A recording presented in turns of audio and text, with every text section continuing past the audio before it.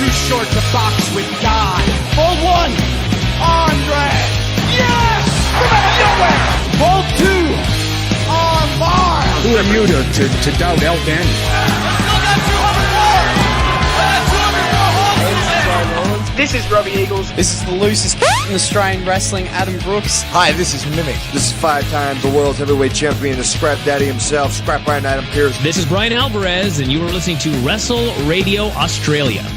Welcome to the show, folks. My name is Josh Armour, and thanks very much for downloading Wrestle Radio Australia. This is our first episode. Oh, yeah! G'day, this is Big Brody Marshall. This is Brian Alvarez. This is Dean Brady of the Millennials. This is Jurassic Punk Sid Parker. How many of you guys have heard the term kayfabe?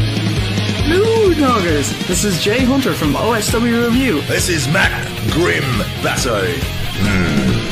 This is the loosest in Australian wrestling, Adam Brooks. This is Scrap Iron Adam Pearce, and you are locked in to Wrestle Radio Australia. I in the game, I'm champion, I'm Triple H. Undertaker, I'm your maker, bury the brother like Kane. Ooh, 1-3, hit the tombstone, hit the choke slam on face. Ooh, yeah, like a macho heel, turn like a muscle. If you suffer like tomatoes, I'ma keep a couple models. Ooh, and you may call me HBK. When I'm tuning up the thing, you best be getting in my way. Ooh, yeah, I'm degenerate, I love it, yes, I love it. If you wait down with that, then I got 2 words for you, suck it. Too sweet, put your fangs up. Too sweet, hold another cup. Let's be busy, 23, got me feeling way too sweet. I was trying to make chicken salad out of chicken shit, and it was just awful. I've turned chicken salad into chicken shit. I will continue to do so. Here I was, blaming AEW for feeding you chicken shit, knowing you mindless millennials would be eating it up as if it were chicken salad, when it's really been your fault all along. Make chicken salad out of chicken shit. People is as people does, that's all there is to it. But a square peg in a round hole just never seems to fit. And this is Bianca Belair. Hey, this is Kevin Owens. Hey, it's Seth freaking Rollins. It is the man, Becky Lynch. It's Rhea Ripley here, and you're listening to Wrestle Radio Australia. Hello and welcome to Making Chicken Salad, the Wrestle Radio Australia show where we talk about everything going on around the world of wrestling. My name is Lachlan Albert, and I am joined, as always, by a man whose heart needs no kickstarting. It's Todd Eastman. Todd, how you doing, brother? I'm good, mate. My heart doesn't, but the laptop might. Who knows? Gee-hoo, that's right. And I'm also joined by a man who knows a thing or two about Oz Pro Wrestling. It's Jeff Setti. Jeff, good as always to see you, mate. Always good to see you both. It's Thursday night, and as Kiana Reviews have said, you know what that means. That's exactly right. Now, before we kick into the show, a bit of a dedication, this one. Australian wrestling has unfortunately lost a great name this past week. To do justice, I am going to read a post from Aussie legend Crackerjack, who said, Australian wrestling loses an icon today with the passing of legendary Sue Shooter, a lifelong wrestling fan. Sue is actually responsible for getting me involved in Australian wrestling in the first place, for which I will never forgive her. Vale Sue, now tape trading bootleg wrestling shows in the afterlife, proudly showing everyone the slammy that was personally gifted to her by Jerry the King Lawler, and angrily calling anyone she doesn't like a piece of shit. Thank you for introducing me to a world that would ultimately become such an enormous part of my life. So, dedication in the chat already from Juan. Important that we pay our respects to the people who have done so much from not just in the ring, but also as fans who make this community what it is. And if you missed that, Jerry the King Lawler gave Sue a slammy. Not nothing. Not nothing indeed. No. Just think there is a short film about it too, isn't there? Yeah, I think there is somewhere. I'll have a look now and see if it's on the YouTube. So if you guys excuse me for a moment. Yes. I believe it's called Love Struck or something like that. There you go. Yeah, so worth checking that out. Yeah, Todd? Go on. No. You were finishing a thought. All right. I was not having a thought. I was going to kick us into talking about the show that we're going to talk about in the first section of this show, and that's Oz Pro Wrestling's Kickstart the Heart.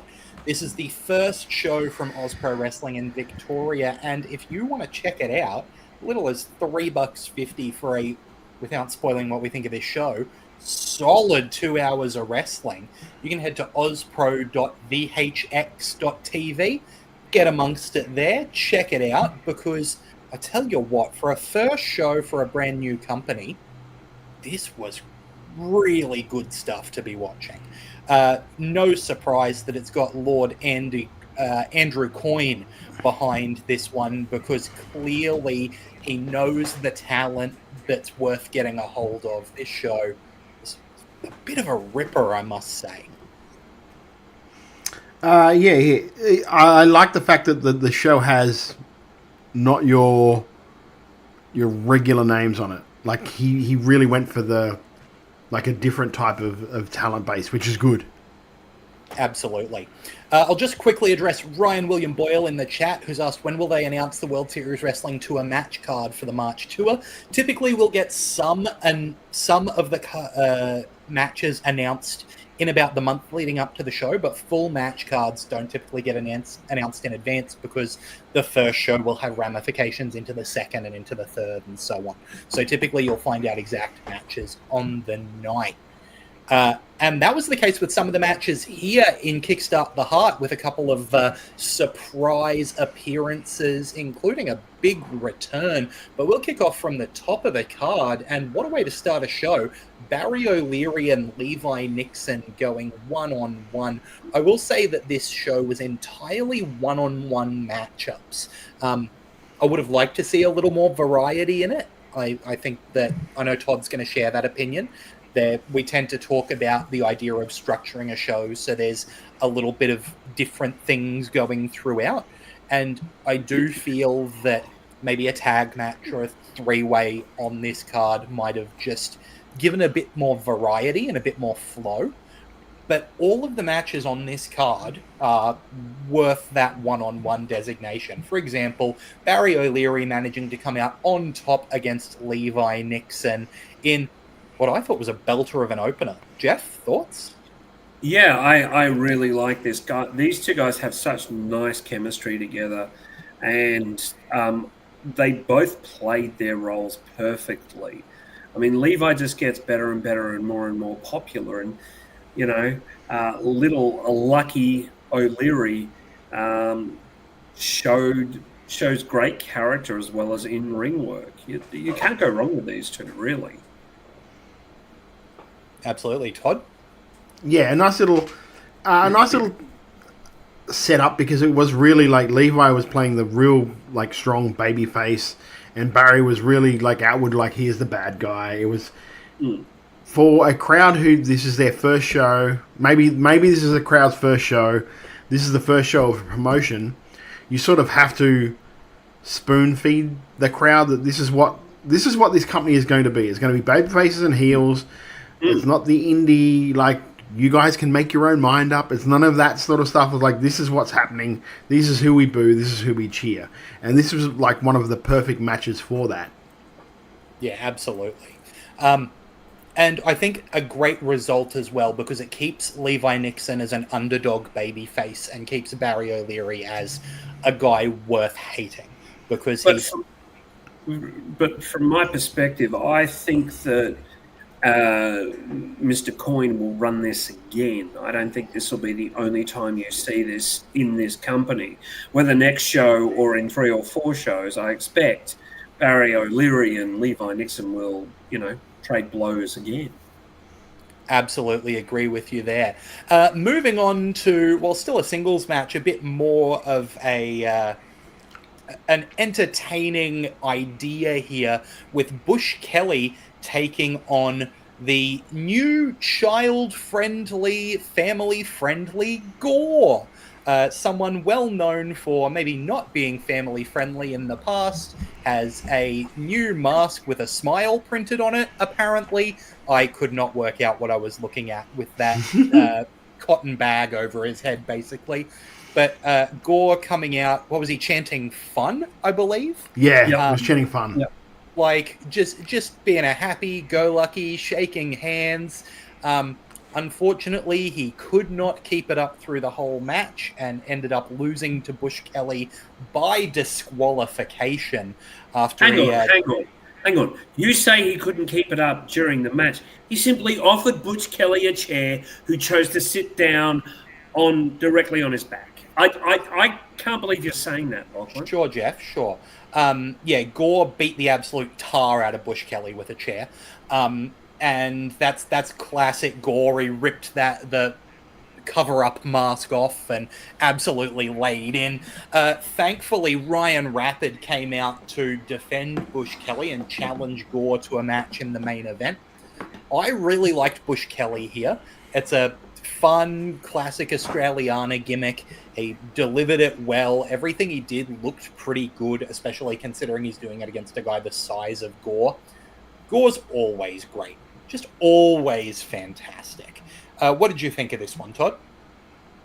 Yeah, it was good. Like, I know you and I talked off air about this, where I just think that they blew off the whole family-friendly Gore thing way too quickly. Like, they could have had this go over a couple of... I personally, like, if it was me and if this was my sort of thing, I would have put a manager with Gore, but it was his, like, psychiatrist. Yeah. Like Dr. Alina Feelings or something like that. Like, and every time he's about to lose his mind, like, she like calms him down. He's like, okay. Until that point where she eventually, like, it's all been like she's been like guiding him to that ultimate point of. But that I would have just dragged it out just that little bit more. It just seemed like, because the whole build up going into this show was like the new family friendly, and to just blow it off in that first, like, in 10 minutes. Just seemed like a waste of promotion, to be honest with you. I agree with you wholeheartedly. Regarding the manager, it had to have been a Dr. K. Jack. And Dr. K. Jack would have been hilarious in that role. He would have absolutely eaten it up with a spoon. And the two of them would have created great comedy. To the point... White jacket, little spectacles, sort of like this. Yeah, little spectacles, a white jacket, going up and hugging Gore gently. And maybe even after the match, if Gore's victorious, just rocking him to sleep in the middle of the ring or something like that. What you do is you'd have it where Gore snaps, and for Gore to not snap anymore, they play some soft music just to calm him down. Like a lullaby type music just to calm him. Like, okay, special place. There's so much potential with this, and I agree with you. They did kind of pull the rug out from under it a little bit quickly.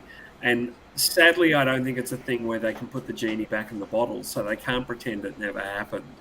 No. And I mean, we both know that Gore and Crackers can do comedy, so I think it would have worked really well. Yeah, especially because they used like an unleashed Gore in the main event against Ryan Rapid, right? Yeah. So, yeah. like, I understand that when you've got Gore, you want him in those big main event spots because he's a great worker, and so you want a match like Gore and Ryan Rapid. But I do agree with you boys that I think there was that really fun opportunity there that we kind of missed out on. But I do think the match itself was pretty good, and I liked Ryan in his role of being the baby face. I thought that really worked. Matt in chat says it felt like there were a lot of first-timers in the Ringwood crowd, and the show nice and simply established the dynamics to get the crowd going.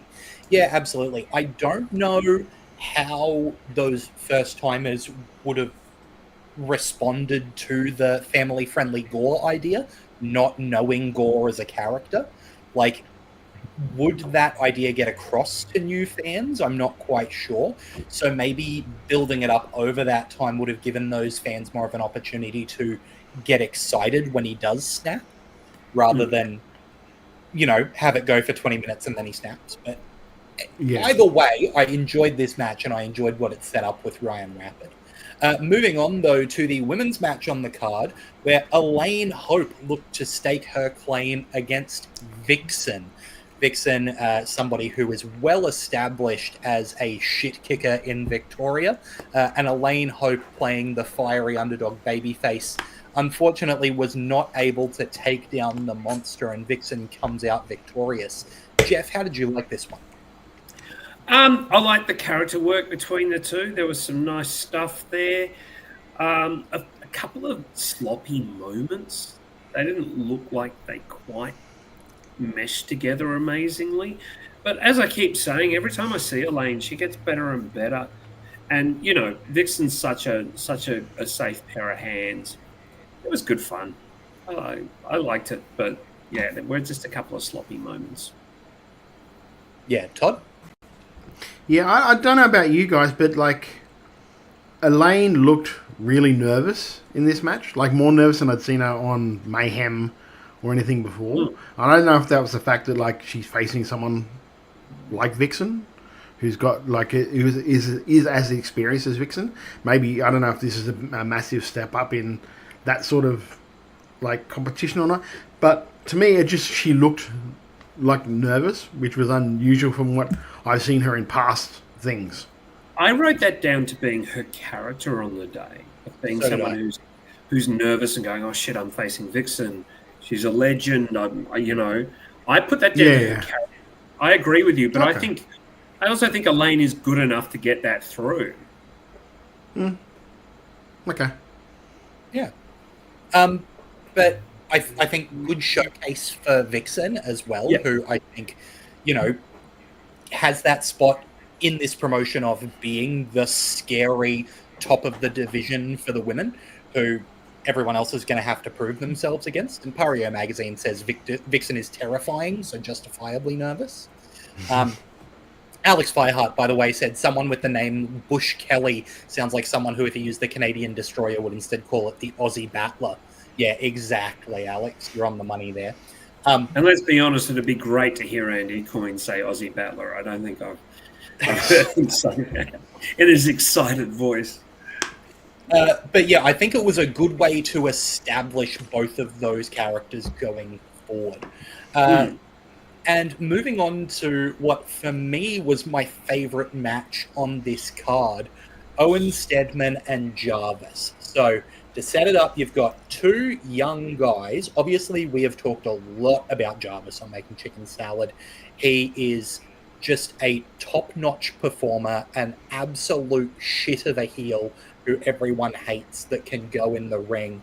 And Owen Stedman is that, fighter gimmick. He's got the boxing shorts on. He's the young up-and-comer who does the submission specialist stuff, and he flies around the ring. And these two just sent it for ages. This is a match that just kept going in a way that never let me feel tired of the two of them tying up. Everything they did was interesting. They sold injuries because each of them targeted body parts, so it made sense, but it was still explosive. Jarvis did a great job as the heel working the crowd. Owen was a perfect babyface who's here to win. Matt is exactly right, saying keep an eye on Owen Stedman this year. Huge chance of breaking out. Now he's getting booked in Melbourne, a great kid too. Like, star-making performance from Stedman here. Absolutely phenomenal. Well, I love this, but you guys both know I like Zack Sabre Jr., and it's great to see the generation of young wrestlers who are clearly influenced by ZSJ. And Owen Stedman is. I think his presentation's fantastic. I think he's got it in spades. He's got an unspoken charisma. When he came out in the end, it really lifted the crowd. We'll get to that soon.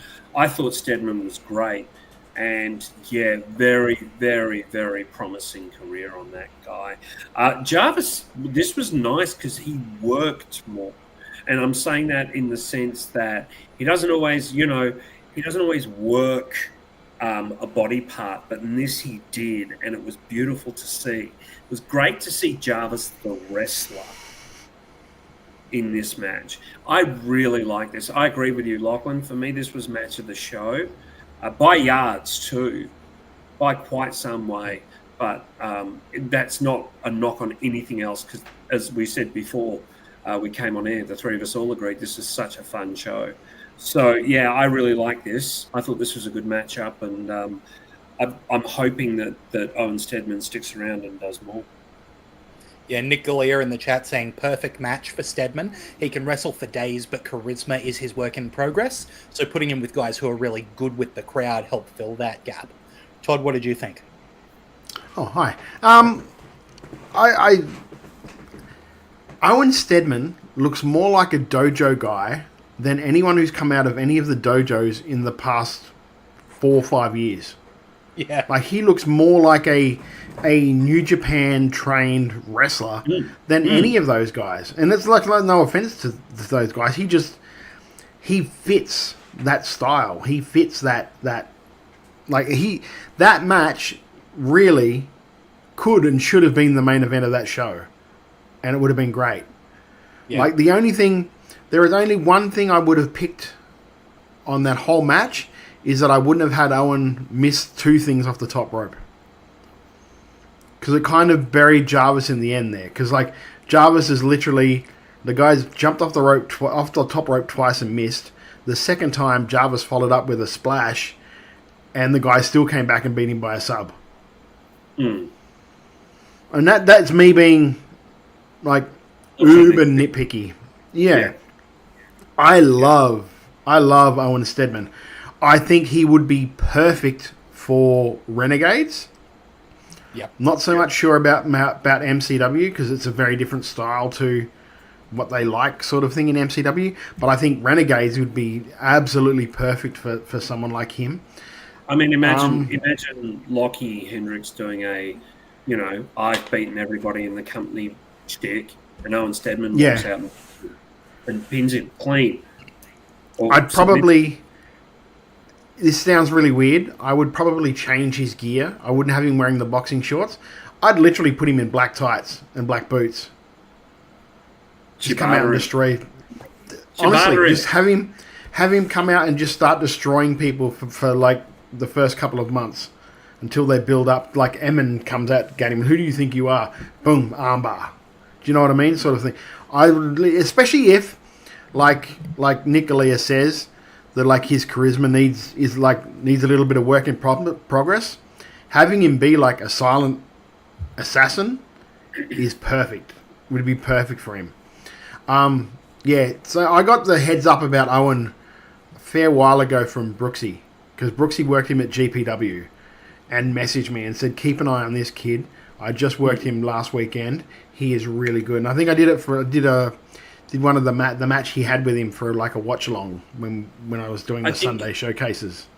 When you mentioned the kids to watch last year, you actually mentioned Steadman from memory. It could have been, yeah, and that would have solely been from Brooksy's recommendation, because he is just good. He is so good because he's different. He's different to most every other guy that we see coming through, and that's important. You need that for, like I said, variety on the card. Like we said at the start too, we were talking about like the singles matches. Singles matches after a while can all be like the same because everyone's sort of doing the same sort of stuff. Whereas Owen was completely different from the rest of the card because his approach was different, which I thought was good.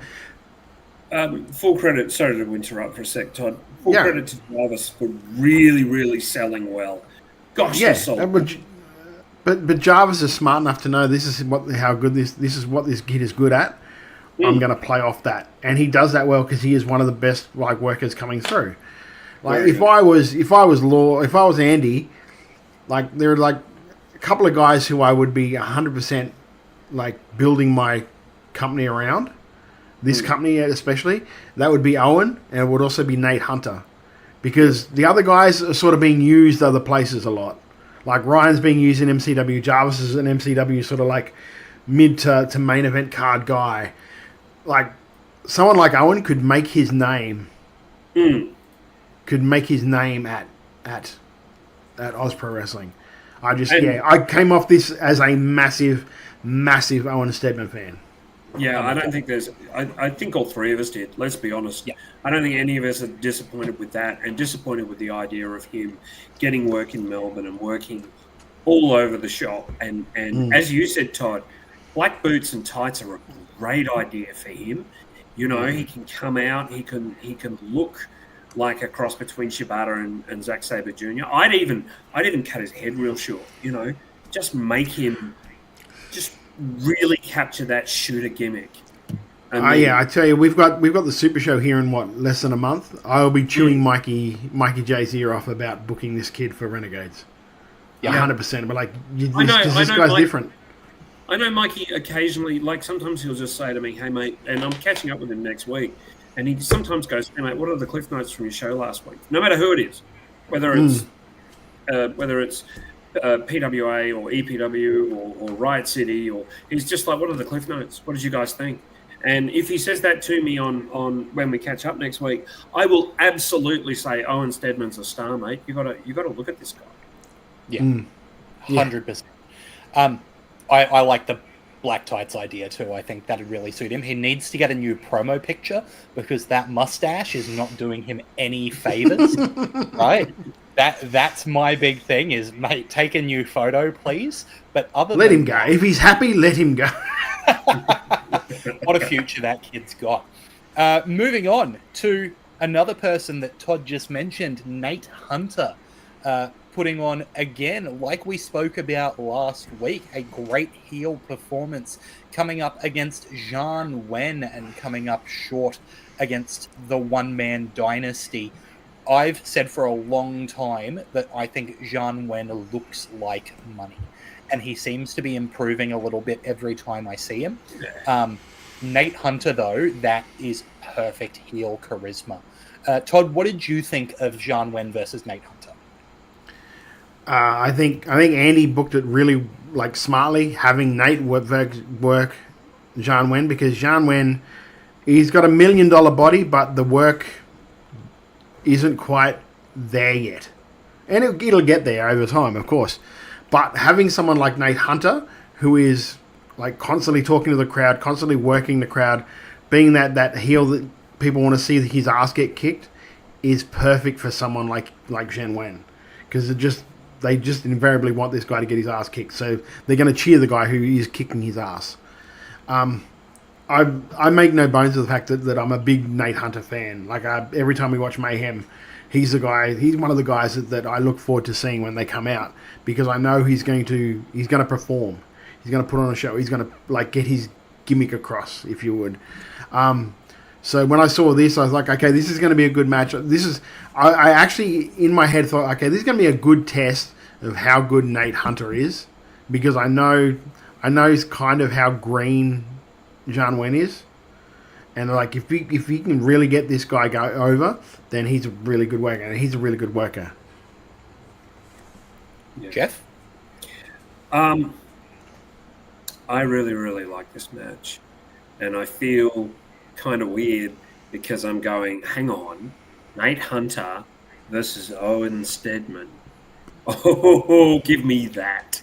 Give me that. Yeah. I said, they're the two guys I would build this whole thing around. Those two. Yeah, 100%. I thought this match was fantastic. I agree with you, Locke. I think Jean Wen looked better than I have seen him in a long time.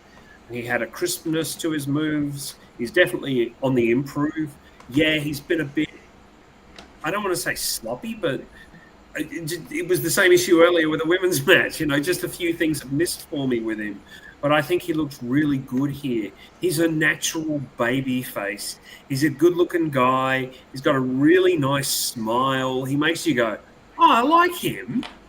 But I think in this, he really, really showed good working, showed some good working moments. And Nate Hunter, as you both said, his heel stick is fantastic.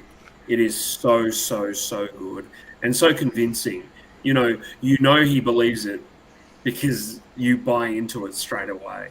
And I think that's really good. I think that speaks volumes for Hunter as well. This, for me, was a bit of a character match in that the two had such defined characters and just played into them. So I liked it. Absolutely. Going on to the next match here was one where I know just from not being exposed to one of these guys was a bit less exciting for me because I wasn't familiar.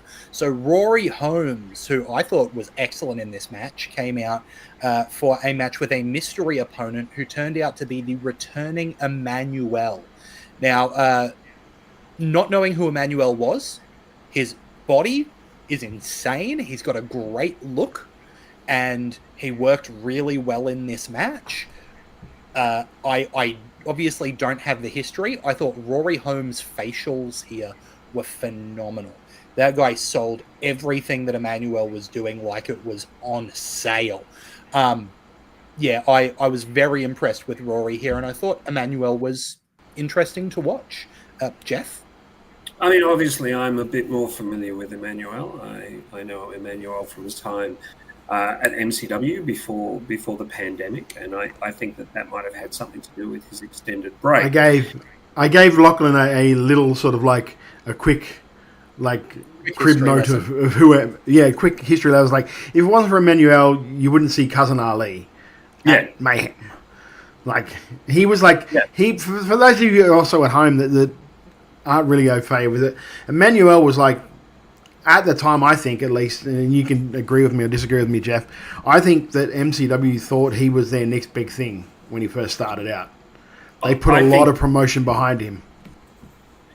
I think he was, and I agree with Nick Galea here, he said Emmanuel was a guy who was a big thing in MCW circa 15 to 17. He had his peak just before the overseas interest in Aussie wrestling kicked in. And I would think that Emmanuel would be at least going to Japan. At least, at minimum, he'd be going to Japan and working DDT.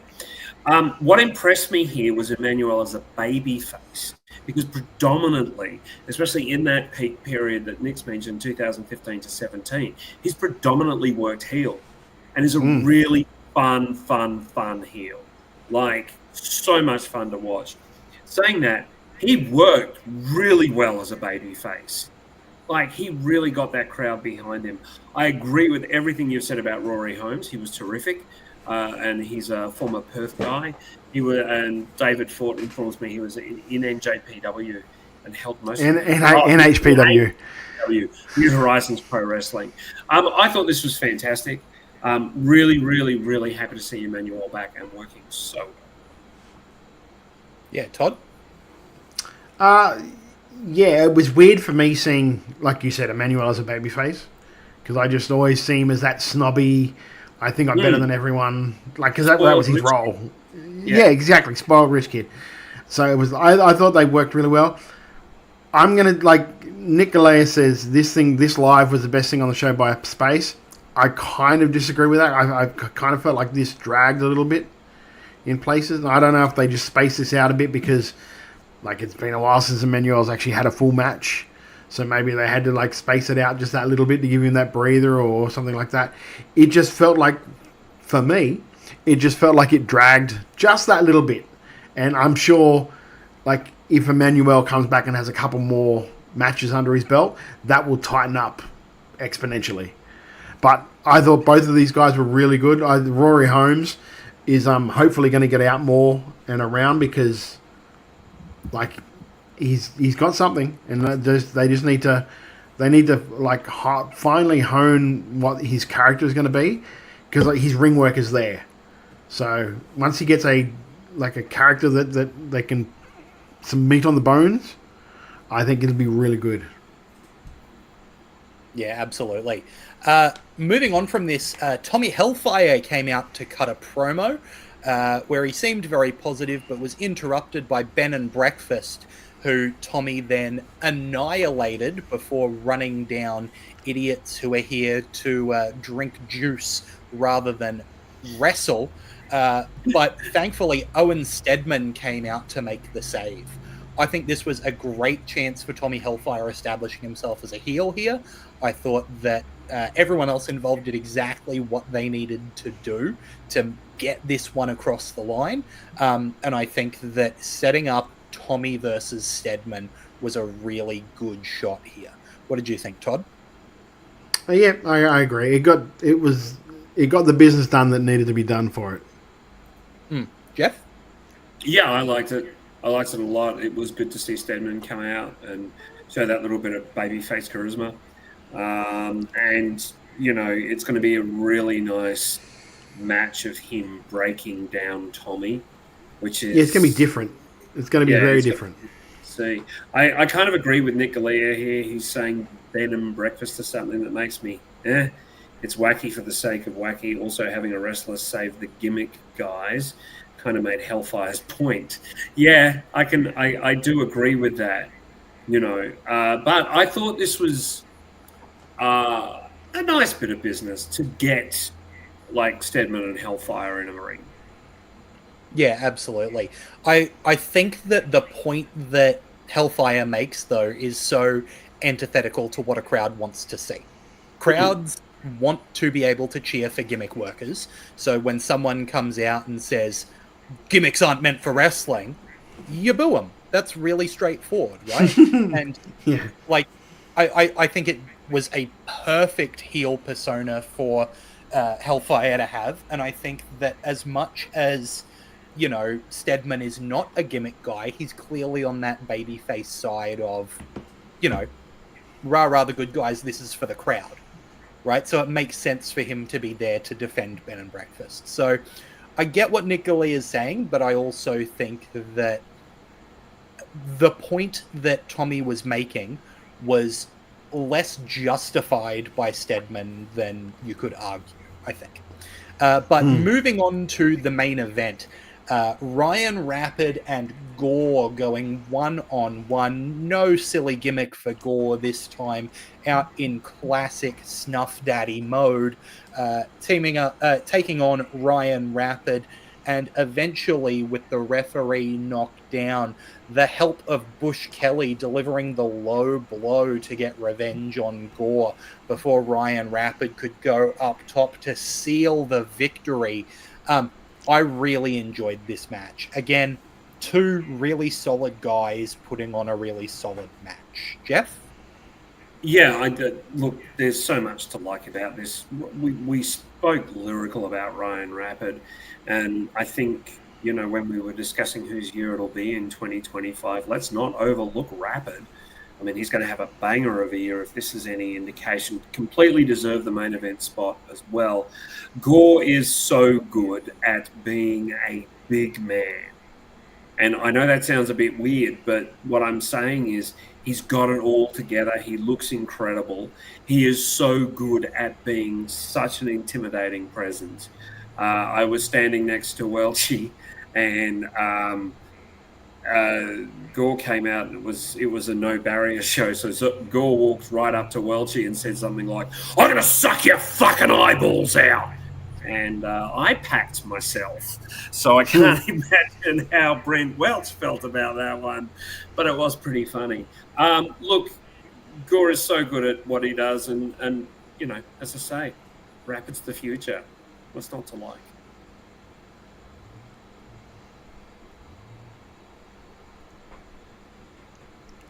Are you right, Lachlan? Todd, what did you think of this match? I was... Lachlan's gone away. I think this match showed how good Gore is too, because it's two entirely different matches from that first one with Bush Kelly to Rapid, because they're two very different workers when you look at them. So I thought this really did like show how good Gore can be in like just in terms of working. It's not like everyone works a Gore match. Gore will work to other people's strengths, which is really good to see. Absolutely. Yeah, while I understand what they did with the finish and all of that, and that was cool, I just think I still think that the Stedman and Jarvis should have been the main event for that show, because it was just such a good show. Such a good match. I would agree to that. Stedman and Jarvis were great. And while we're kind of summing things up, I just want to shout out Levi Nixon for being a great babyface in this show and the best heel in Renegades, like just a phenomenal heel in Renegades. So, you know, that takes real talent. But yeah, put credit to both Rapid and Gore. Rapid kind of adopted a few things to sort of show he was slowing Gore's amazing pace at his size down, and Gore just dove into a match with someone who was essentially a really good high flyer. Yeah, absolutely. Todd, did you have any additional thoughts on that? No. You might have missed it, but I actually did a whole thing. I was doing my best to be back. Look, I noticed. I thought that this was an absolutely fantastic show, especially for a first show for a company. So if you want to check it out, for as little as $3.50 for the full event, go to auspro.vhx.tv. That's auspro.vhx.tv, and you can pick this one up, and it's absolutely worth it, at least for that Owen Stedman versus Jarvis match. Hooly dooly. Yeah, I just want to put a button on some like observations I like. Like I said, wasn't a massive fan of the fact that it was all singles matches, but that's just a thing of a thing. I think the biggest thing that hurt this show by the way of reaction was just the fact that there was so much light in that building, because it's on Sunday afternoon, and I understand that seems to be good for drawing. At least in Melbourne, I know, because I know MCW do some of those shows. Renegades do a lot of afternoon shows. I think because I speak this probably from experience from my own like shows that I've done as well. I find when you're in a venue and everything is lit, whereas like the crowd is lit, everyone is lit, the crowd tend to be a bit more subdued and a bit more quiet because they know everyone can see who's saying something. Whereas if it's in a darker building, they're more likely to yell and chant and cheer. Because like this match deserved, this show deserved a louder crowd. And I think they would have been if it was darker in the building. I would concur. I think that the crowd were very muted, and I put it down to the same thing.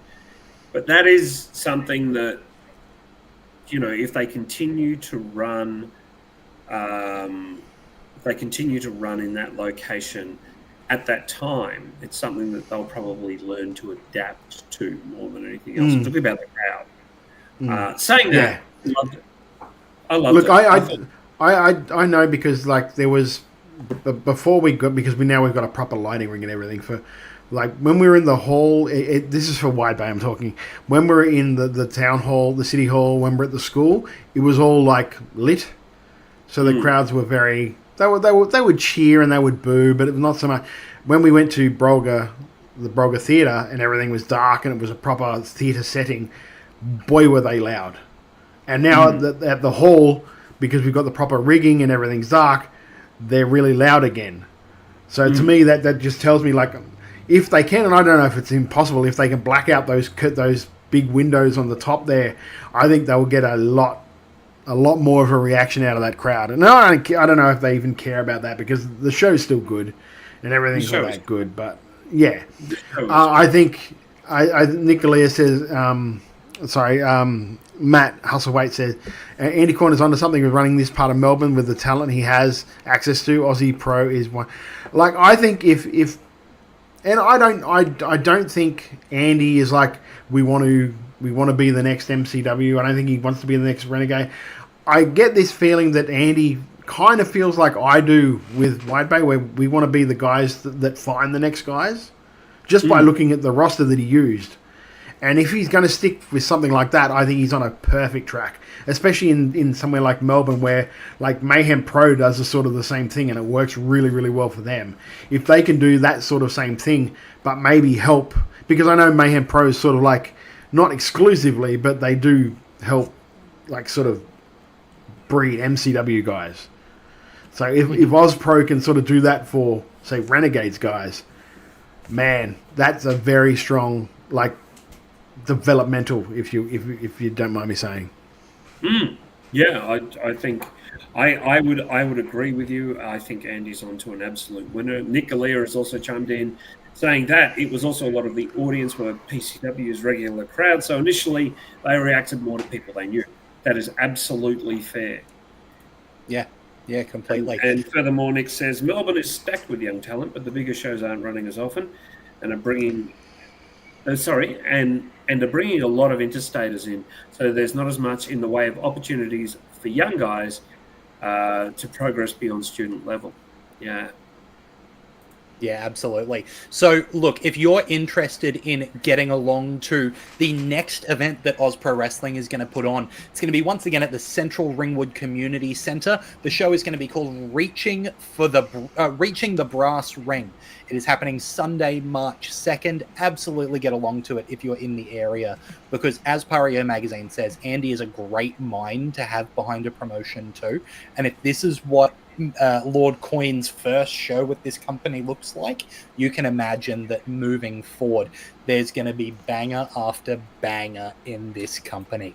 So let's talk about not just Oz Pro Wrestling, but Oz Pro Wrestling. There's so much good wrestling going on around this country, and we want you to get in and be a part of it. Let's continue talking about Victoria for a second, because Renegades of Wrestling is going to be on Sunday, the 9th of March at the Northcote Theatre with We Are Renegades 2025. Doors at 6, bells at 7 for a family-friendly event. It's going to have a triple threat match for the Renegades of Wrestling World Championship, with Levi Nixon defending against both Emin Osman and Mitch Waterman, as well as the Renegades Rumble, which will have its competitors announced soon, and more matches to be announced soon. As well as that, in March in Victoria, you've got MCW Anniversary on the 15th at the Thornbury Theatre. Tickets are on sale now at mcwtix.com.au. So, look, if you're in the area, absolutely get amongst it.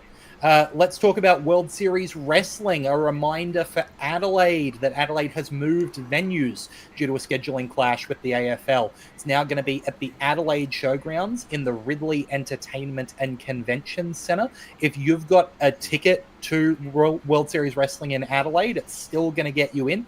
And now that they've moved from the Adelaide Oval to the Convention Centre, there are more tickets available. So get to worldserieswrestling.com.au for those. If you want to get a standing room ticket for any of the other dates, I believe you can, but seats are gone, I believe is the understanding. Melbourne at the Melbourne Pavilion on Friday the 28th of March, Brisbane at Eaton's Hill Hotel on Saturday the 29th of March, Adelaide on the 30th of March, and then Sydney at Panthers Penrith on Monday the 31st of March. And while we're talking about shows that are approaching sold out happening in the Eaton's Hill Hotel in Brisbane, Pro Wrestling League with Renegades of Wrestling, Australian Wrestling Super Show. The night before AEW Grand Slam. It's February 14th. Tickets are on sale through OzTix. You can only get standing room tickets. The seats are gone. There are no more seats. So absolutely get along to that show. If you're going to be in Brisbane for Grand Slam, that show may just be the show of the weekend. It's shaping up to be really exciting. So get amongst it. Matt from chat mentioned that Mayhem had just announced tonight that the Renegades Championship will be defended at Mayhem Mania in March, a number one contender battle royale at Showcase next week. So that's really exciting. Let's talk. Oh, Andy says, I'm getting wildly excited for this Eaton's Hill show. That State of Origin match they announced this week rules. Yeah, 4-way State of Origin match representing. I'm probably going to get in trouble for this. But I also think that State of Origin match, I think that Pro League and Renegades management listening to some of the fans, and you might see something else happening with that match. That's all. I could tell you more, but I'll get in more trouble. So I'm just going to say, keep your eyes peeled for that. Also, I know that my boy Mitch has Robbie Eagles and Zeke Andino, which has got the potential to be a show stealer as well. That's got the potential to be a weekend stealer. Like, ooh, baby. So let's talk about this weekend as well. If you're in the ACT, Slam Pro Wrestling at the Reload Bar on Saturday, January 25th. New South Wales All-Star Wrestling Australia has their Summer Spectacular on Saturday, January 25th.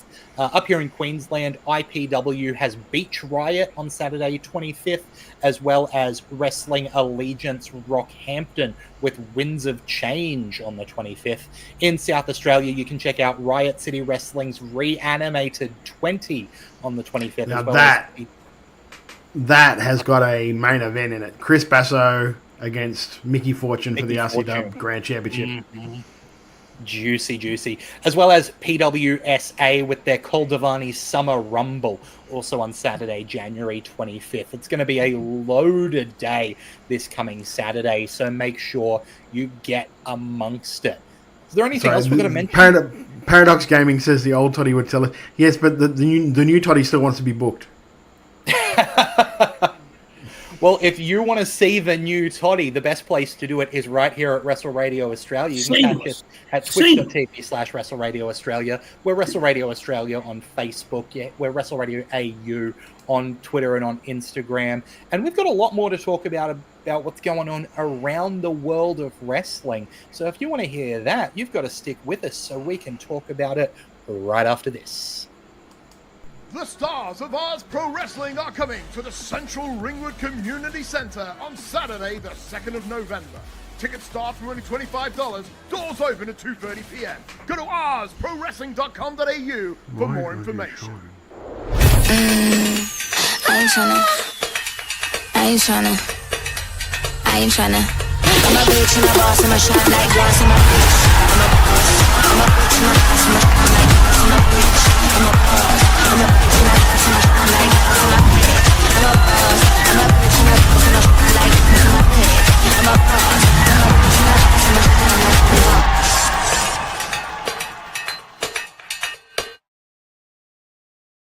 a shine like glass.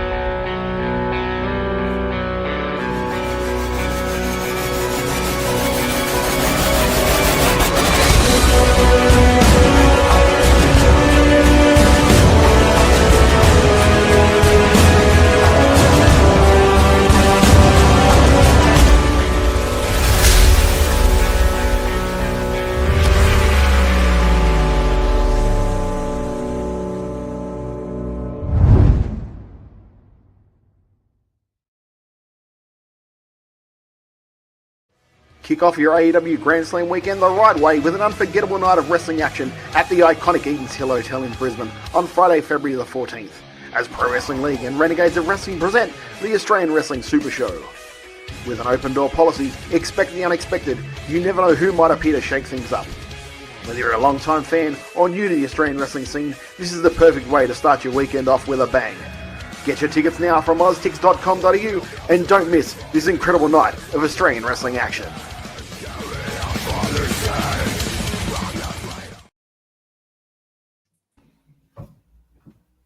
I was back in time.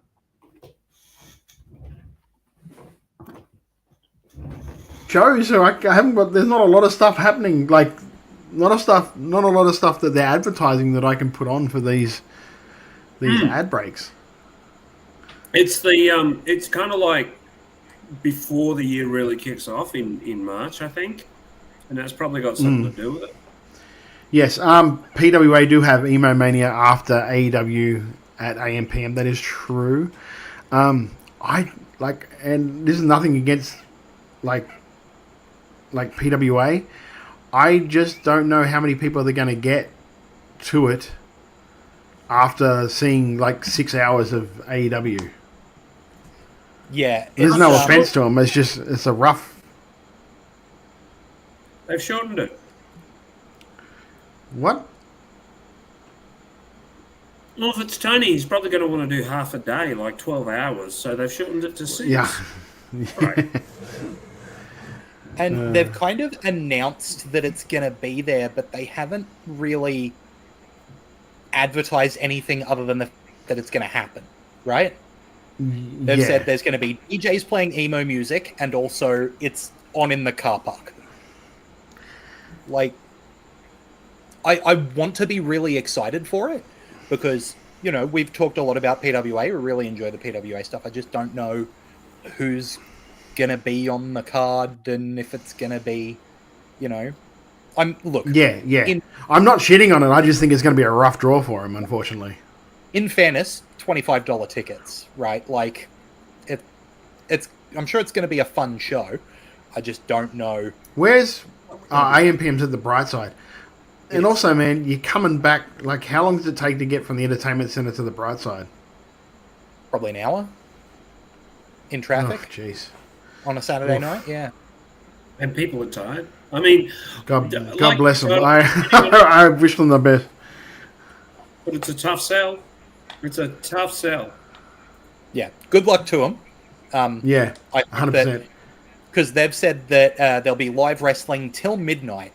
So, well, I may or may not make it. We'll see. Do you think they might potentially start before the end of the AEW card? There's a chance.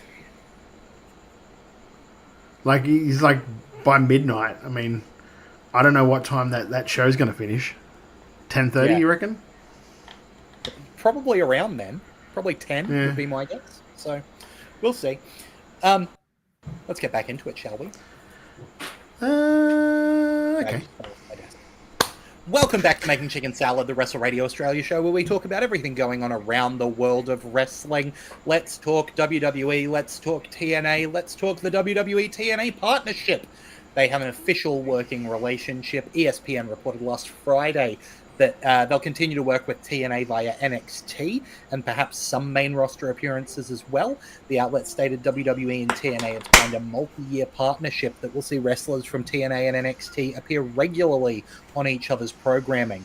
Quote, the agreement will enable talent to garner additional exposure across key WWE and TNA programming, including weekly flagship shows such as NXT, which airs live on the CW, and TNA Impact, select WWE premium live events and TNA pay-per-views, in turn bolstering their in-ring development with exposure to world-class talent and coaching. We've talked before about how great it is to see TNA talent get the opportunity to have that extra support with the performance center there. We looked at kind of the growth of Joe Hendry by working with NXT, using the Performance Center, being on NXT TV, and now he's over winning the TNA title. So there's clearly a path there. And the other person who worked a lot in NXT from TNA was Jordan Grace, who obviously just dropped the TNA Knockouts Championship, right? So that's going to be really interesting to see what it looks like for more talent. What do you think the over-unders are on? What do you think the over-unders are on Tessa ever showing up on NXT TV? It's low. It's low, baby. It's very low. Although nothing would surprise me from that company. I just like during that match on the weekend, there was like audible chants of "she's a racist." Yep. So, I mean, I don't think that's a heat that the WWE really want to run into. No. Or run towards. No, I agree with you. An exceptional worker, but a horrible person. And it's really a shame that she's such a bad person. I saw a wonderful sign of a photo of Tully with a speech bubble coming out of him saying the words, I hate you, Tessa Blanchard. It was absolutely beautiful. Yeah, it was a crowd sign, wasn't it? Yeah, it was a crowd sign, and I was losing it. Andy in the chat says Jordan Grace must have been the happiest person in the building. Matt says, do you guys think Jordan goes straight to the main WWE roster, or does she have a proper run in NXT? Matt thinks she could go straight to the main. I agree she could go straight to the main, but I think they're going to build something with her and Zarya. That was hinted at last time they were both on NXT together. So I would think that they're going to dive into that and start it actually, maybe sometime early February would be good. Yeah, I'd like to know, like, maybe, like, coming up, how many of the girls get moved up from NXT to the main roster. Because like if there's a certain amount of girls that go up, then Jordan can move right into that sort of slot. I did see now that they think or they assume that Raw now on Netflix is aiming at 2.5 hours a week instead of 3 hours. So that's apparently the time that they're sort of like trying to settle into for the show, which is good. Like 3 hours is a bit of a slog. 2.5, I know it doesn't sound that different. It certainly feels different. Yeah, well, this week is rightly 2 hours. It does seem like Roxanne Perez is at Raw or SmackDown or wherever Bayley is actually a hell of a lot. So I would expect that they're definitely gonna move Roxanne Perez up, and quite soon. But I'm really interested in seeing what they do with Jordan Grace in general, because I think Jordan's such a great talent and a WrestleMania veteran. So yeah, I think that she would. I think that they would probably be best served putting her in NXT just for a little while, just for a little bit, because they've got a lot of girls that they could move up to, like the roster proper. And that's not saying that Jordan's not good enough. I'm just saying that she would bolster the NXT if the other girls left. Yeah, that's what I was going to say. It's useful to the less experienced NXT women to have someone like Jordan, who's performed at a really top level for a long time, as someone to work with, hone their skills with, who is always going to put on a good match and be able to guide them that way, right? And I was just looking at the NXT women's roster, and it is huge. They have got a lot of names there, and a lot of them are people who you could reasonably move up, right? So, like, Paradox says, we all know Cora is still going to be on NXT, but she's someone who has the experience to move up. So does Fallon Henley and Gigi Dolan and Julia and JC Jane and Jaden Parker and Kalani Jordan. Yeah. And, like, there's a huge list of names. They've almost got as many as that they could have their own, like, show. Yeah. Do you know what I mean? They could have their own brand. And it wouldn't just be Fallon. You'd move that whole group up, and the reason you'd move the group up is they are a group, and they work well as a group. But I think you're right, Todd. I think that they need experienced hands down there as well. It's not a question of whether Julia can move up. It's a question of, is she still helping people down there? And the answer, down there. Well, down there, I'm saying down there because it's Florida, not the level of wrestling is excellent, but she's still helping people down there. So I expect that Julia will still be there for quite some time, as will Stephanie Victor. And that's the smart thing. That's the smart thing. They're bringing in these people not just to give NXT a profile, but also to help the younger people. Sorry, Todd, go ahead. No, you're right. I didn't know, because I read it, I think, today, that Lindsay Dorado had re-signed and has just been a coach at NXT and doing, like, some of the NXT house shows now for them. Like, that's perfect for those guys. Like, people like that maybe they've had a go at on the main roster and it hasn't quite worked the way that they wanted to, or like that. Having someone as a good a hand as Lindsay Dorado being down there will do nothing but strengthen that show, strengthen that roster. Yeah. Andy, I'm going to take umbrage with you saying they've already called our girl Zarya off. No, they haven't. What they've done is they've given Zarya time to visit with friends who are over in the United States. So, because she's got a very dear friend of hers over there. So just have a think before you say something like that. No, it's like, but it's also like, you just they debuted her hard, and then they've established her. They've got all these other people that they don't need to, like, shove her down everyone's throat, because it's not quite time yet. You've got Vasquez, you've got Julia, you've got a lot of other girls there that maybe would overshadow a Zarya just through pure ring work. So why wouldn't you let Zarya train up? Let Zarya, like, have that time to develop more. And then when those girls have really established themselves, then you bring Zarya in again. It's a delicate balancing act. I know. I'm not a massive fan of like once someone's not been on TV for 2 or 3 weeks. Oh, they're cooling them off. They're putting them in catering now. They're done. I just don't subscribe to that. No, neither do I. And she could be gone for till the Rumble. Like they could be going, okay, we'll put her on the Rumble. She'll make a big impression, then we'll move her down to NXT. Gives her more credibility. Makes perfect sense to do this. That's the thing in my head is what would be more harmful to her aura? Is it having her disappear for a few weeks and then having when her music hits, everyone goes, oh, Dunk, Zaria's here? Or putting her out on TV week after week, teaming with Sol Ruka in nothing matches?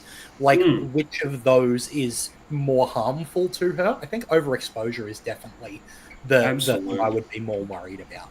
And right? again, we know that Paul Levesque is very people focused. We know this.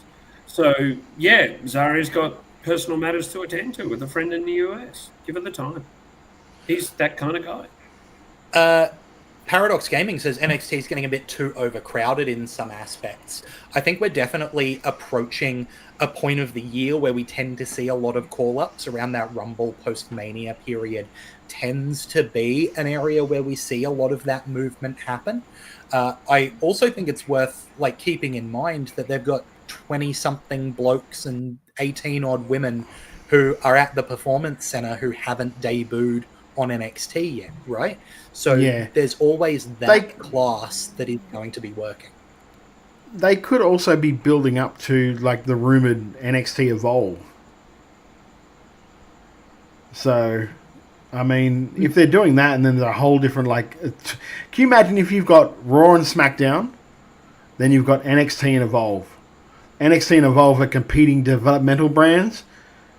Raw and competing main roster bands. I don't see an issue with that at all. And it's on Netflix, so it's a win-win. Yeah. Yeah, absolutely. There is rumor of one more show coming. And like the move to Netflix, apparently there was a rumor of another show. So yeah, the Evolve brand, NXT Evolve. Yeah, NXT Evolve. So they're going to wait probably 6 to 8 months before they do that, before they announce that. There is one more piece of news that's not in here, but I'll talk about it when we come to the Indies. Please remind me. But I think NXT's in great shape, but it is overcrowded, definitely. I wonder sorry to interrupt you there, Todd. We talk about like how stacked the women's roster is in NXT specifically, and where the Evolve brand name is there. We know that WWE have been very high on Women's Evolution and Women's Revolution as kind of branding names. Is it possible that we could see a women's NXT show with NXT Evolve? Oh, quite possible. It's possible. The funny thing is, right, you look at and you look at, I think is it called WOW, Women of Wrestling? Yep. Apparently that rates its ass off on like regular TV. So why wouldn't you just give it a crack? Especially I can't with see there being a problem with it. Yeah, 100%. Yeah. And then you got like Matt says, having NXT Evolve, NXT Evolve, WWOD and TNA in the ecosystem makes more realistic draft very appealing. 100%. And you've got more places to send these people too. Yeah. Like, yeah, exactly. Hey, we've got a shitload of women here. Do you want to borrow these people? Like TNA, we've got a shitload of women here. Do you want to borrow this? Like, select, say, 5 women here. We want to send them over to you guys. We're going to pay their way. Just use them on your show if you want. I mean, as TNA, that's a smart move for them. Yeah, and it means that anyone that WWE's got their eyes on, they can put them in the kind of developmental that they feel is most appropriate for them, right? Yeah. The Performance Center is a really good thing for these, athletes who they are bringing on board and teaching wrestling for the first time, then they can potentially send them to TNA to get exposure to like what it's like to work a taped TV show that's not NXT, give them that side of the experience.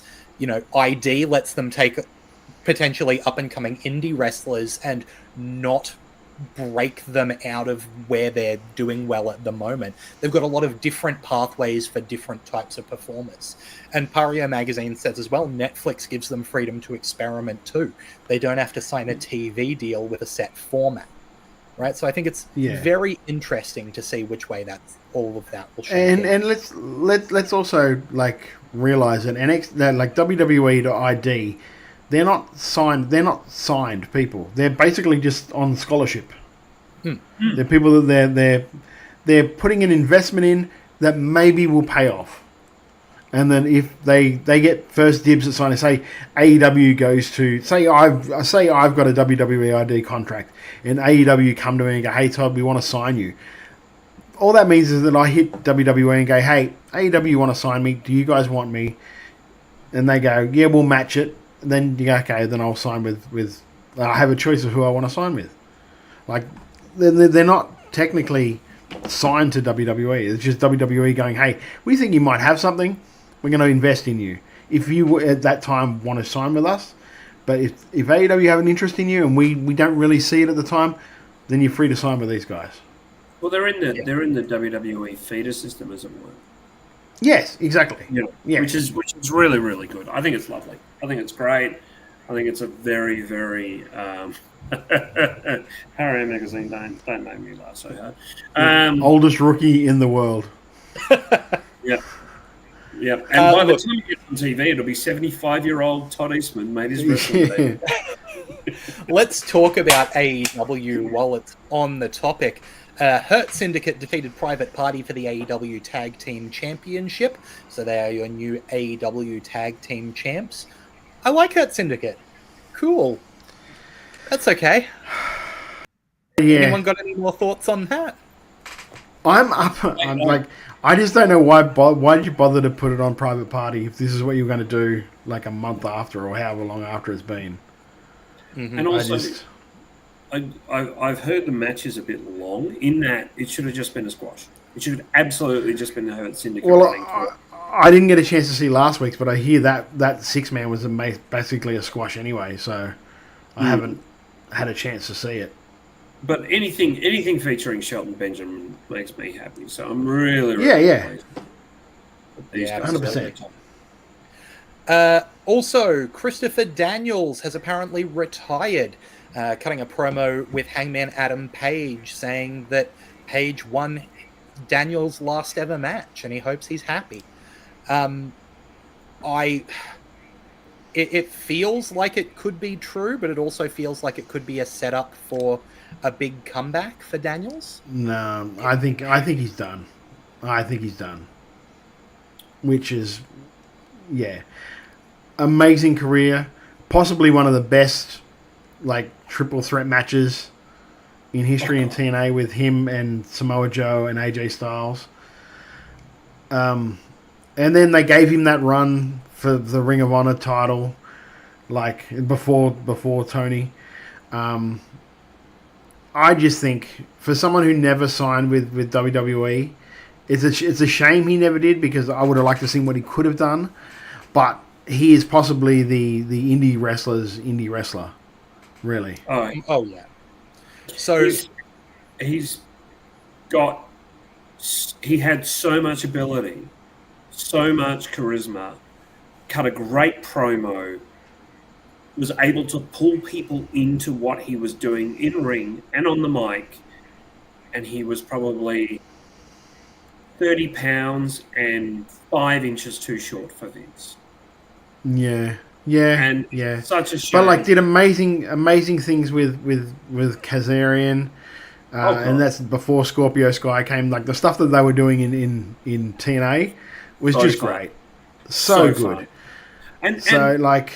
He wasn't just, let's not forget, he wasn't just Christopher Daniels. the serious ass kicker. Oh, no. He wrestled under a mask as Curry Man. So funny. Yeah. Curry Man was good. amazing. Curry Man Especially was great.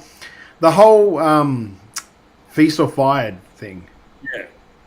That was possibly one of my favorite vignettes when he kept walking out wanting to challenge for the Fired title. Yeah. I challenge for Fired title? No, there is no. You're fired. What? I challenge Fired title. I have this briquet. No, that means you're fired. What? It was just, so good, so good. Hats off to Christopher Daniels. If that Also, is, yeah. he was also excellent in the Waterworld stunt show at Universal Studios as the villain in that. So there you go. Oh wow! If that is the end of his career, it has been a career of absolute highlights. The closest he got is apparently DiBiase. Was it DiBiase? One of the road agents when they did that higher power angle back in the day. Someone approached Vince and said, "Oh, it should be Christopher Daniels. He'd be great in that role." And Vince just laughed at the guy, unfortunately. I'll do it. Yeah. Moving on, while we're talking about AEW, let's talk about AEW Grand Slam Brisbane. So far, we've had announced Toni Storm versus Mariah May for the AEW Women's Championship. It's been hinted at that Mercedes Moné will take on Harley Cameron. And our newest official match announcement, Omega and Ospreay versus Takeshita and Fletcher. I kind of called that last week, didn't I? Yep. And I'm pretty hyped for that. That'll do for me. That'll work. I'm a little bit upset that we haven't heard anything from Davis yet. Get us some Mark Davis. He was on there for 2 weeks when he first came back, and then sort of they've moved him back off into the ether, which I don't exactly think is cool because he's an amazing worker. I was watching the last New Japan show they did in America. I can't remember what it was called, but I was doing the watch along on YouTube with Kate from Fightful, and it sort of hit me Gabe Kidd, I think, is what Mark Davis could have been if Gabe Kidd reminds me of what Mark Davis is. Do you know what I mean? As a worker, he's amazing, so underrated as a worker. That he really, I really hope he gets his chance there. I really do. Yeah, absolutely. Let's move on. Jeff, you said there was another news item we needed to talk about. Yeah, it could be a work, but Josh Alexander quit Impact Wrestling at the end of his match on Genesis. Yeah, his contract was up. Yeah, his contract is up, so we're not sure.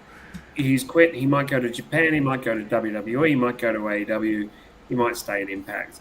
I really like JA. I think he's a terrific worker, and I hope he does get some time in WWE because I think he'd really add something to their roster. He's a different kind of wrestler. Yeah, absolutely. Yeah. Paradox just asked if Davis came back about a month ago. Yeah. So he's fine. Oh yes, sorry. That's the story we did miss too, Andy. Mention this, Andy. I don't know if you've seen this story. Yeah, PCO at GCW took out his TNA Internet Championship, put it on a steel chair, and then hit it with a sledgehammer, which did not break it.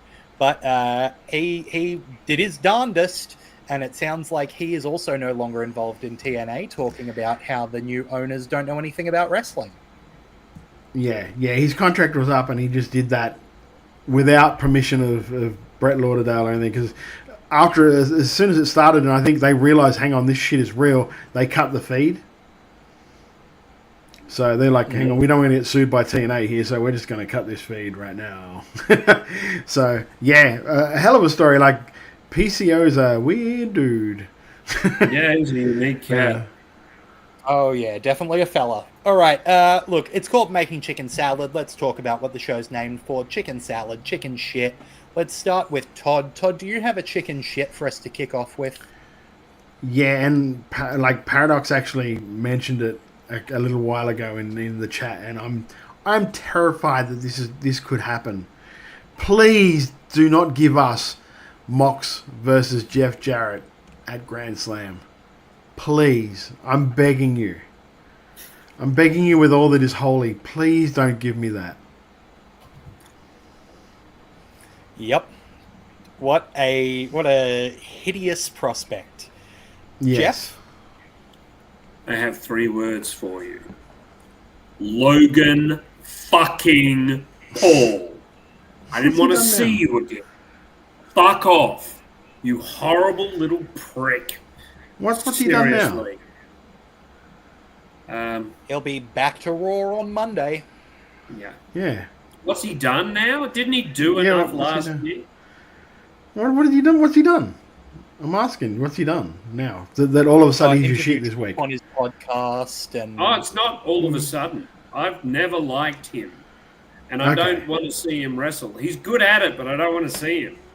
He's a horrible person. And to think that he's making all that money makes me kind of sick. Yeah. Andy's one is a good one too, and is one that we sort of missed out on as well. Yeah, Andy's was what I was going to mention. Chicken shit was Ali Catch's injury. Andy says Meta when she was out here for GCW and she was super cool. Her injury was gruesome. Yeah, saw SDL taking Ali Catch to the emergency room there, and it looked gnarly. So that's for those of you that don't know, during her match with Effie, she went for a dive to the outside and landed awkwardly and broke a leg. On the live pay-per-view, yeah. So it was, not cool. Unfortunately, they had to sort of like call an end to it, and it was real funny seeing the turn that Effie made. Like straight away, was like, "I'm going to win this for both of us." Blah blah blah. I'm like, "Oof!" That really ended that feud sort of real quick. yeah. All of a sudden, that one's not happening anymore. But Paria Magazine says the support Ali received so quickly was my chicken salad. Matt in chat says chicken shit is Shazza continuing to cop her visa issues, more so now with the new presidency. That sucks. And I'm going to call out another racist. Hey, CM Punk, stop bringing up Hulk Hogan. Stop implying that he might be in the Rumble. Apparently, Punk went off script to say that he would destroy Hogan in the Rumble. Don't go giving Hogan ideas, because he will try and do it. You don't want that. Stop it. Let's get more positive. Chicken salad. Todd, what did you like? I know this might sound like a cop-out, but I'm actually going to put over the Oz Pro Wrestling show that we watched this week.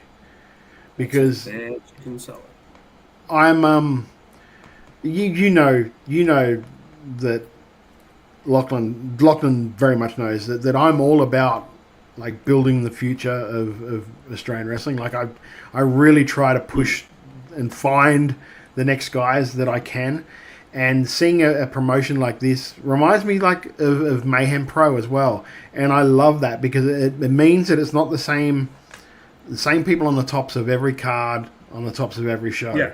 Because more people get seen, more people get more experience, and you like there are going to be people that discover Owen Stedman from Oz Pro Wrestling. There are people that discover Nate Hunter from Oz Pro Wrestling, and I love that. I love the idea of it. I love that people are putting themselves in a position to try and help. Like what's the saying? There's a saying in, I think it's the what's it called? Is it Afterlife? The Ricky Gervais show? Is that what it's called? Afterlife? The Ricky Gervais. I think so. I don't watch it. Yeah, there's a scene in there where he's talking to an old lady, and she said, "Great men plant seeds for trees that they will never enjoy the shade of." And that to me, over the past little while, he's become sort of what my mantra is. Like, I want to plant trees. I want to plant seeds so the trees that grow from that, I'll never really enjoy the shade from. And this is what I see when I see places like Mayhem Pro, places like Oz Pro Wrestling. And so, yeah, that's my chicken salad for the week. Excellent. A couple from the crowd.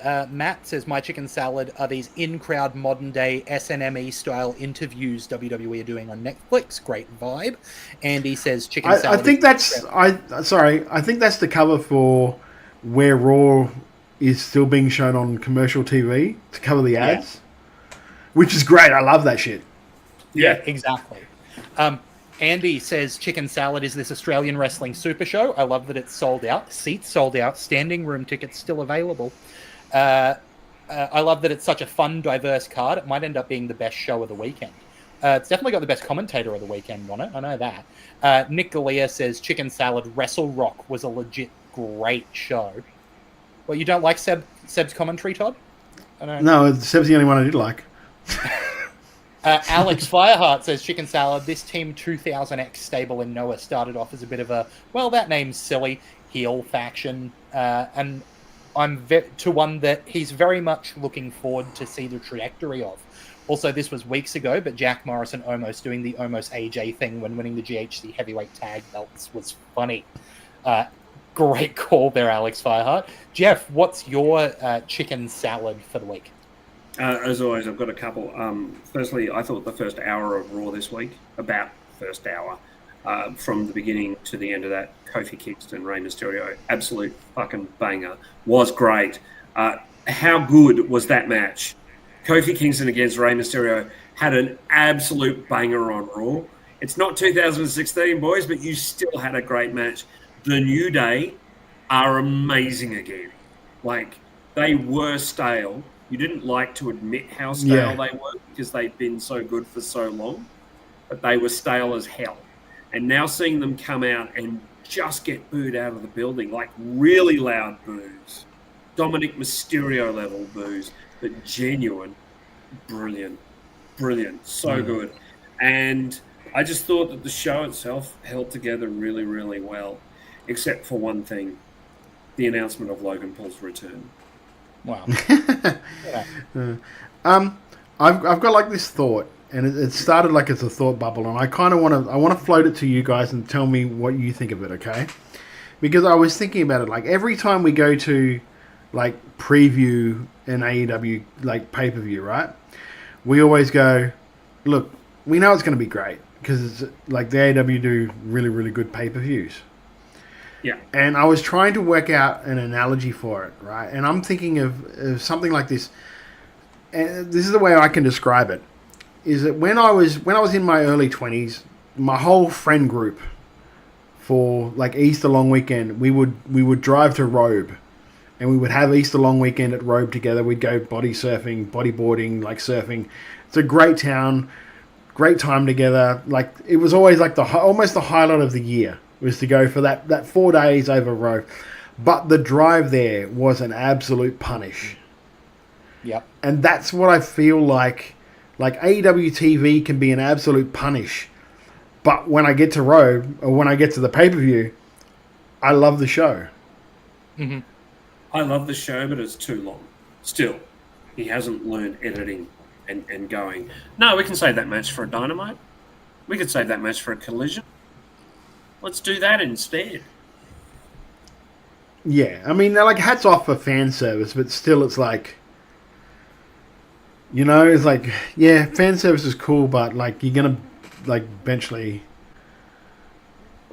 But, fuck off, Andy. Old-timey music would have been like Blink.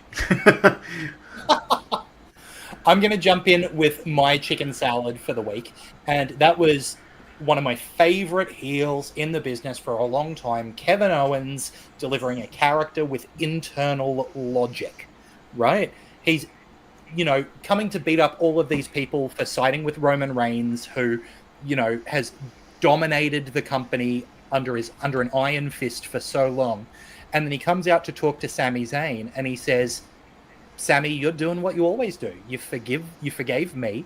Now you're forgiven Roman. I understand that. And so, you know, I'm the champion with his old Winged Eagle belt.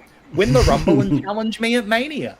Like, I think that's so great. I love what Kevin's doing at the moment, and he is just... His shirt, too, this week. The shirt. Kevin Owens, son of a security systems technician. The French Canadian dream. Yeah. Son of a security systems technician. He's got to beat Cody, in my opinion. He's absolutely. I would love it if he did. And that's nothing against Cody, because Cody's reign's been really good, really good for their revenue, really good for the ticket sales. Like and I know you're going to hate me saying this, Jeff. Logan Paul's podcast this week had Paul Heyman on it, and which is a really, really good podcast if you get a chance to listen to it. But he describes like Cody Rhodes and he put Cody Rhodes over. Like, Cody Rhodes is the man of the moment. Cody Rhodes is the guy that you say, hey, we're at about 98% here in Phoenix. We'd really love to sell it out. And Cody were like, cool, I'll go there. I'll do the morning radio. I'll stick around and I'll do the afternoon radio as well for you. But we need you here. I'm there.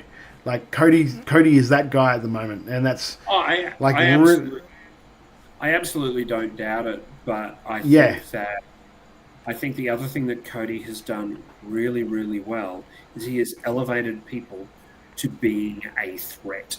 Like, almost everybody he faces has become a threat through his reactions to them.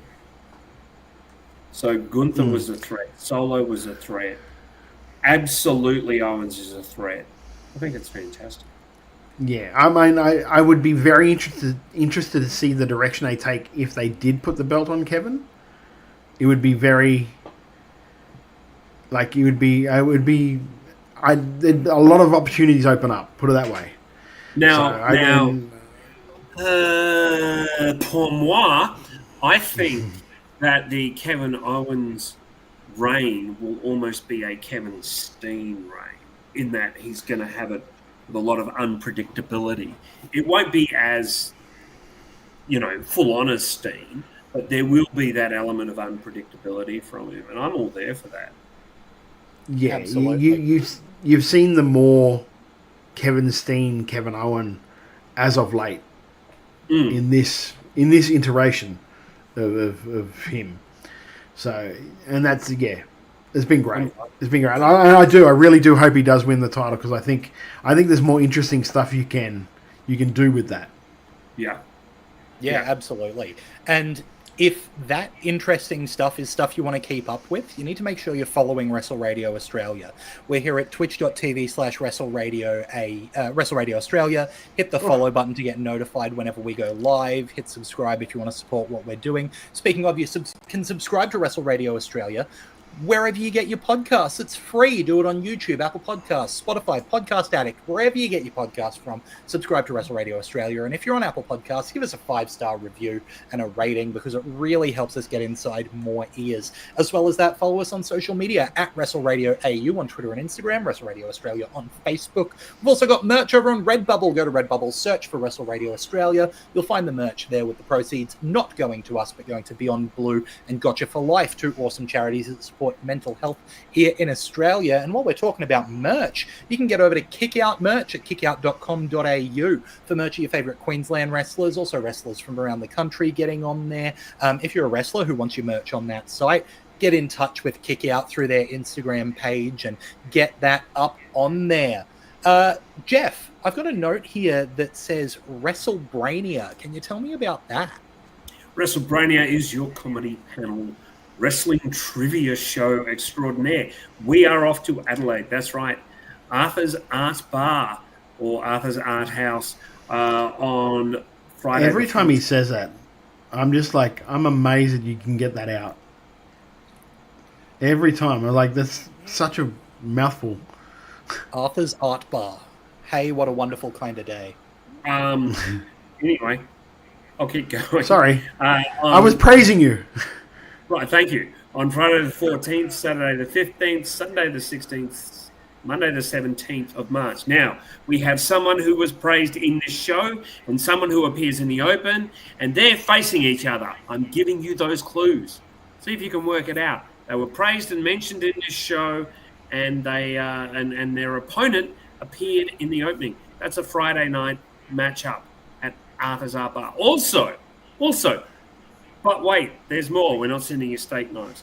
We have a run at the Melbourne International Comedy Festival down there at the Burgee Seltzer in Brunswick at the Burgee Band Room, Sunday the 30th of March, April 6th, Sunday April 6th, and April 13 as well. We cannot wait to do this show with you in the room. You're going to love it. Get your tickets now. Uh-oh. Has Lachlan froze again? He's frozen again. Because he's frozen again, I'll just want to say, last weekend or this past weekend, Mitch and I worked Jesse Love and jeez, I can't remember her name. Jazzy at UPW. I'm probably a little concussed from that match. But I just want to say that was a really fun show to be a part of. I think it was like 350 people they had in there in the room for it. So really good show. Really good like atmosphere backstage. Like I can't put over UPW enough. If you're down that way and there is a show on for UPW, do go and check them out because it's really good. Some really good up and coming workers on there. Some really solid like established workers like 13, like Jesse Love. Andre Irons is really good. Andre and Bones, a really good tag team coming through. It was a really strong show. It was a really fun show to be a part of, to be honest with you, even though I did get the absolute shit slapped out of me. I rate Andre Aria Magazine saying Jazzy finally did what we've all wanted. I ducked the first one. I was there, but like she got me with the second. Yeah, so was I. Can I tell you guys, it's so nice to go to a show as a fan, right? Did you go to that show? You know, yeah. Why didn't you message me? I didn't hear a damn thing. But yeah, absolutely. Like a 20-minute conversation. I really was concussed. But absolutely a great reminder to get along to wrestling shows because it's so fun to just go and watch some wrestling. Yeah, so with that, anything else we've got to mention, Todd or Jeff? Keep your eyes peeled to the feed. There might be some stuff coming up next week. Some little extra things coming up. We're trying to get them in the works. We've been a bit slack with organising it, but hopefully I'll get it done and then you'll hear more about it in the coming days. But yeah, some exciting things possibly happening. Excellent. Anything from you, Jeff? Get your WrestleBrania tickets. The Adelaide show is at adelaidefringe.com.au, and obviously the Melbourne Comedy Show is at comedyfestival.com.au. See you at the venues. Excellent. So with that, I do have one more thing to mention. I just need to find them because a package arrived for me the other day. I can't find them, but a package arrived for me the other day from a Mr. Jamie Apps of Oz Wrestling Cards. I think that package may be getting hand delivered to Todd and I at the Super Show. So there we go. I just say. So have it. So keep an eye at Pario Magazine. But anyway, on behalf of Todd Eastman and Jeff Steady, I've been Lachlan Albert. Till next time, have a good one. Where's my fucking cards?